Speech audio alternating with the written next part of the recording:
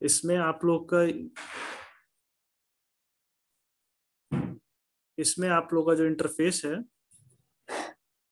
इसकी बात हो रही है कि इसमें जो आपका इंटरफेस में बात कर रहा हूँ हार्डवेयर इंटरफेस की। हार्डवेयर इस इंटरफेस में आप लोग का क्या है कि हार्डवेयर इंटरफेस जो है आपका बताना पड़ेगा कि जितने भी सॉफ्टवेयर आपके हार्डवेयर कंपोनेंट्स होंगे उसके अंदर में आपको पता है कि हार्डवेयर कॉन्फ़िगरेशन क्या रिक्वायरमेंट है कि इसमें जिसके थ्रू ये सिस्टम को रन कर सकता है। तो हार्डवेयर रिक्वायरमेंट बहुत सारी चीजें आएंगी, प्रोसेसर कौन सा होगा, क्या रिक्वायरमेंट होगी, वो सारी चीजें आपको बतानी पड़ेंगी। कई बार से कुछ सॉफ्टवेयर होते हैं जो कि कुछ हार्डवेयर रिक्वायरमेंट अलग से होती है, उनको कुछ प्रिंटर चाहिए, कुछ मशीन चाहिए, थंब स्कैन करने के लिए डिवाइसेस चाहिए, या आई स्कैनर होना चाहिए। तो वो जितने भी हार्डवेयर इंटरफेस होंगे जो सॉफ्टवेयर को रन करने के लिए रिक्वायरमेंट होगी, उन सारी चीजों को आपको इसमें डिफाइन करना पड़ेगा। ठीक है। फिर सॉफ्टवेयर इसके अंदर आएगा सॉफ्टवेयर इंटरफेस।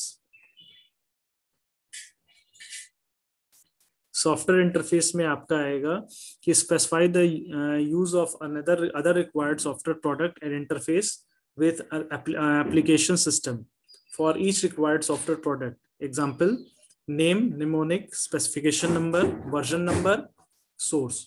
जैसे कि अगर आपको मान लीजिए कि आपको कुछ सॉफ्टवेयर हैं, तो कुछ सॉफ्टवेयर होते हैं जो अकेले नहीं रन करते, उनके साथ आपको कुछ एडिशनल सॉफ्टवेयर भी आपको क्या करने पड़ते हैं, उसके सपोर्ट में डाउनलोड करने पड़ते हैं, तभी वो उसके साथ में रन कर पाते हैं। कई आप लोग ऐसे सॉफ्टवेयर होते हैं जिनको एक सपोर्ट की रिक्वायरमेंट होती है, तो आपको वो सारे सॉफ्टवेयर जो भी रिक्वायरमेंट प्रोडक्ट रिक्वायरमेंट होगी, उसका कौन सा सॉफ्टवेयर चाहिए, कौन सा वर्जन चाहिए, ये सारी चीजें आपको पता होनी चाहिए। जैसे कुछ सॉफ्टवेयर होंगे विंडो 8 पे रन कर रहे हैं लेकिन विंडो एक्सपी पे रन नहीं कर रहे थे, विंडो अब विस्टा आ चुका है, उस विंडो 10 तक आ चुका है। तो अलग अलग वर्जन के हिसाब से सपोर्ट के लिए समय समय पे कंपनी प्रोडक्ट के हिसाब से अपडेट करती रहती है, तो वो रिक्वायरमेंट भी हमारे लिए अलग से जरूरी रहेगा। ठीक है। आपको उसके बाद कम्युनिकेशन इंटरफेस। तो कम्युनिकेशन इंटरफेस में आपका क्या होगा, कम्युनिकेशन इंटरफेस में आपका होगा कि आपका interface to communicate such as local network protocol. तो इसमें जो भी कम्युनिकेशन प्रोटोकॉल्स हैं आप लोग उनके वो भी आपको लिखनी पड़ेंगी। कि जैसे कम्युनिकेशन के लिए होता है कि आपका मान लीजिए कि आप लोग कोई चीजें कुछ मेल से आप डेटा उठा करके, कुछ होता है कि आप लोग कई लोग मैसेज करते कमांड करते हैं वो चीजें वहां पब्लिश कर दी जाए, रिक्वेस्ट अगर आ रही है मैसेज बॉक्स से ऑटोमेटिक उनके पास उसका रिक्वेस्ट सर्वर है, जिसमें अगर एक मैसेज रिक्वेस्ट में आ रही है, क्वेश्चन नंबर प्रेस करते हैं ना, प्रेस 1, तो आपके पास एक लिस्ट भेज दी जाती है कि आपके पास ये फॉलोइंग ऑप्शंस हैं, उसमें से आप इसको सेलेक्ट करिए। तो वो आपका जो है आईपी प्रोटोकॉल बेस्ड है कि पर्टिकुलर वो रिक्वेस्ट आएगी तो जिस आईपी से वो रिक्वेस्ट आ रही है उस आईपी के ऊपर वो मैसेज भेज दिया जाएगा। तो कम्युनिकेशन इंटरफेस भी होंगे, और उन इंटरफेस ऐसे सॉफ्टवेयर जो आपके वेब बेस्ड हैं, कमांड बेस्ड हैं, तो आपको उसमें प्रॉपर ये भी बताना पड़ेगा कि हमारा कम्युनिकेशन इंटरफेस उसके साथ में क्या था जिसके थ्रू ये काम कर पाएगा। फिर मेमोरी, उसमें आपको प्रॉपर इंटरनेट स्पीड भी चाहिए, उनकी आपको कितनी चाहिए, और कौन सा पोर्ट, जैसे होता है पोर्ट आप लोग पढ़ते हैं आईपी एड्रेस, पोर्ट एड्रेस, कौन सा पोर्ट से आप लोग ये सर्विस लेंगे, और उस पर आईसीएमपी, आईजीएमपी आगे आप लोग पढ़ेंगे। अलग अलग प्रोटोकॉल्स होती हैं, इंटरनेट ग्रुप मैसेज प्रोटोकॉल, तो अलग अलग प्रोटोकॉल्स होती हैं, उसका किसका यूज करते हुए आपको ये कम्युनिकेशन सर्विस प्रोवाइड की जा रही है। तो आपको सर्विस में वो पोर्ट अवेलेबल देना पड़ेगा, आइडेंटिफाई करना पड़ेगा। तो उसको आप लोग बाद में पढ़ेंगे, तो अभी देखेंगे आप लोग आईजीएमपी, आईसीएमपी अलग अलग चीजें हैं। तो मेमोरी कंस्ट्रेंट क्या है, मेमोरी कंस्ट्रेंट अगर आपकी मेमोरी रिक्वायरमेंट है, कितनी कैश मेमोरी चाहिए, कितनी हार्ड मेमोरी चाहिए, वो सॉफ्टवेयर है तो कितनी मेमोरी रिक्वायरमेंट है, ये आपको स्पेसिफाई करना पड़ेगा।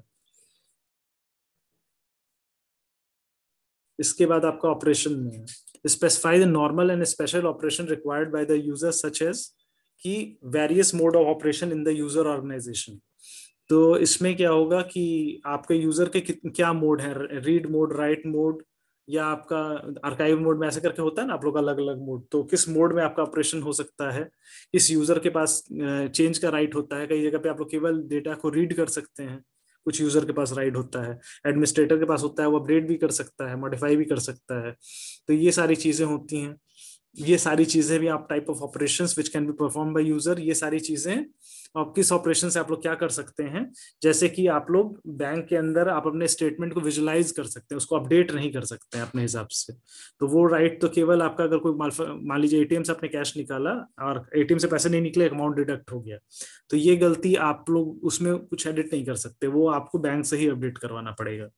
तो ये सारे ऑपरेशन अलग अलग रीड राइट प्रोटेक्टेड ऑपरेशंस होते हैं, और बैकअप एंड रिकवरी ऑपरेशंस हो गए। तो ये सारी चीजें अभी आपकी हो गई प्रोडक्ट ओवरव्यू के बारे में। अब इसके बाद आप डिफाइन करेंगे प्रोडक्ट फंक्शंस को। प्रोडक्ट फंक्शन में क्या है, provide a summary of the major function that software will perform. Sometimes the function summary that is necessary for this part can be taken directly. आपको क्या होगा, प्रोडक्ट के जो भी फंक्शन होंगे कि उसमें आपको सारे फंक्शन को इस तरह से बताना होगा कि वो सिंपल वर्ड में आपके यूजर को समझ में, पढ़ने से कस्टमर को समझ में आ जाए। बहुत डिटेलिंग में इसमें नहीं जाना है।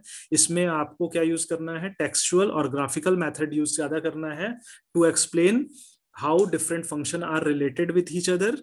और इसमें आप लोग इसमें प्रोडक्ट के फंक्शन को दिखाएंगे, और उसमें से इस डायग्राम से कि डिटेलिंग को नहीं दिखाना है, बट सिंपली उनके आपस में लॉजिकल रिलेशनशिप को दिखाना है। जैसे फ्लो चार्ट टाइप में आपने दिखा दिया, फंक्शन किस फंक्शन के बाद कौन सा फंक्शन रिलेटेड है। अब आपको इसके डिटेलिंग में उस समय नहीं जाना है, आपको डायग्रामेटिकली या टेक्सचुअल फॉर्म में अपने सारे फंक्शन को सिंपल वर्ड में ब्रीफली एक्सप्लेन करना है। तो प्रोडक्ट के फंक्शन को ये ध्यान रखिएगा, ब्रीफली सिंपल वर्ड में आपको एक्सप्लेन करना है, और आपको उसको डायग्राम भी यूज कर सकते हैं, और उनके बीच में लॉजिकल रिलेशनशिप शो करनी है, और अलग अलग नहीं दिखाना है। और उसके बाद यूजर कैरेक्टरिस्टिक्स, जो आपके यूजर्स हैं उसमें क्या होगा, उनके यूजर्स को कितना क्या होना, कैरेक्टरिस्टिक भी आपको बताना पड़ेगा कि आपको अगर particular type of software Oracle का कोई सॉफ्टवेयर चलाना है तो उसको डेटाबेस का एसक्यूएल की बेसिक नॉलेज होनी चाहिए। वो सॉफ्टवेयर पे क्या कर सकता है, वो बेसिक रिक्वायरमेंट। अगर आपको किसी को किसी उस पे काम करना है, अरे कैड कैम सॉफ्टवेयर पे काम करना है, तो उसको बेसिक मैटलैब थोड़ी आनी चाहिए, ओनली देन ही can work on CAD CAM. तो ये सारी चीजें आपको पता होनी चाहिए कि क्या रिक्वायरमेंट है, कितने उसके लेवल, एक दो लेवल्स, कुछ सर्टिफाइड। हर सॉफ्टवेयर इतना सिंपल नहीं होता है कि उस पर डायरेक्ट यूजर इंटरेक्ट कर सके, तो कुछ एक्सपर्टाइज होते हैं, कुछ कंडीशंस होंगी, वो that should be well defined in SRS. तो यूजर कैरेक्टरिस्टिक क्या होगी, तो आपका कंस्ट्रेंट होगा।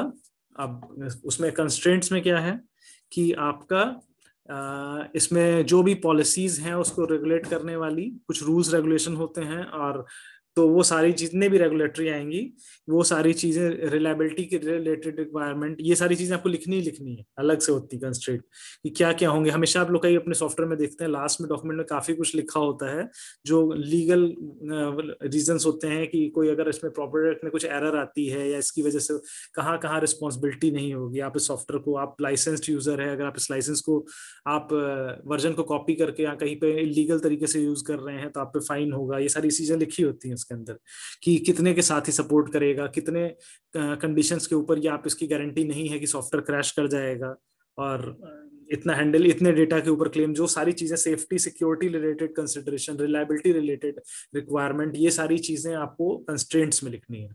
ठीक है, और इसके अंदर आप लोग को क्या लिमिटेशंस हैं वो सारी चीजें भी इसके अंदर लिखनी है। और अगर कोई इससे रिलेटेड आपका कोई लीगल इश्यूज हैं, वो सब चीजें हैं, तो वो सारी चीजें आप लोग कंस्ट्रेंट में लिखेंगे। जितना भी एक्स्ट्रा आ रहा है वो सारा का सारा आप लोग कंस्ट्रेंट में लिखेंगे।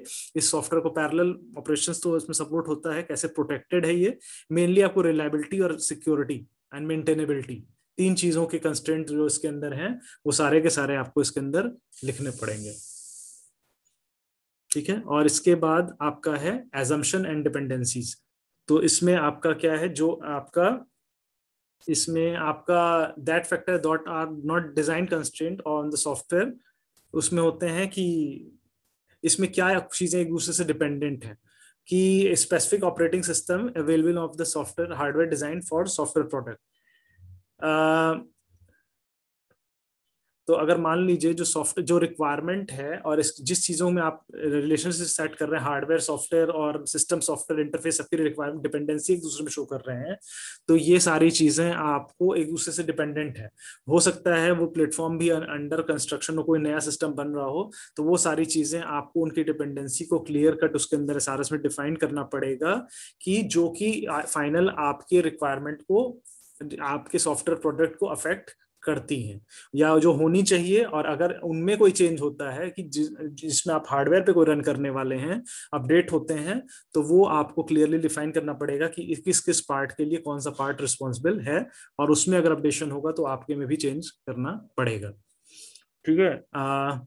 अपोर्टिंग ऑफ द रिक्वायरमेंट में क्या होता है कि जब तक आपका कुछ रिक्वायरमेंट होंगी, कुछ ऐसी रिक्वायरमेंट होंगी जो बाद में आपकी फुलफिल होंगी, जब आपका कोई फ्यूचर वर्जन सिस्टम में कुछ सपोर्ट्स एक्स्ट्रा आ जाएंगे, या उतनी स्पीड का 5G के लिए कोई चीज डिजाइन की गई है, अभी वो लॉन्च नहीं हुआ है, तो उसकी कंस्ट्रेंट है, तो वो अपॉर्टी ऑफ रिक्वायरमेंट जैसे आपने लिख दिया।